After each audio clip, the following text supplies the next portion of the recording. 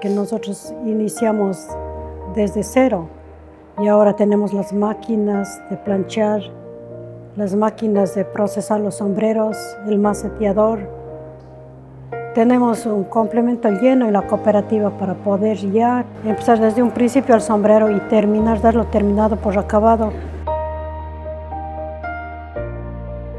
Ser Dona al Sud és el projecte de sensibilització per excel·lència del Fons Valencià i és un projecte en el que fent coincidir amb el dia 8 de març, el Dia Internacional de la Dona, tots els anys convidem a una delegació fonamentalment de dones d'alguna de les contraparts i associacions, organitzacions en les que treballem als països del sud perquè puguen vindre ací i recórrer els nostres municipis socis explicant-li a la ciutadania dels nostres municipis qué significa ser dona en un país del sur.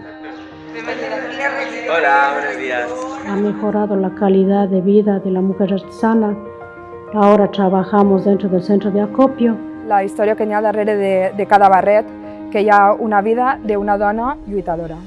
En l'entrevista avui volem conèixer la realitat de les dones de l'Equador. Elles han arribat ací a la Comunitat Valenciana i a través de la seva experiència sensibilitzar i contribuir. I que m'alegre molt de que nosaltres, en el que hagin pogut col·laborar amb elles, pues tinguem aquest apoderament ja que fa moltíssima també falta allí en l'Equador. La solidaritat se demostra en fets, se demostra aportant, col·laborant, participant. I una forma de visibilitzar-ho és dur a terme aquest tipus de projectes en tots els centres educatius.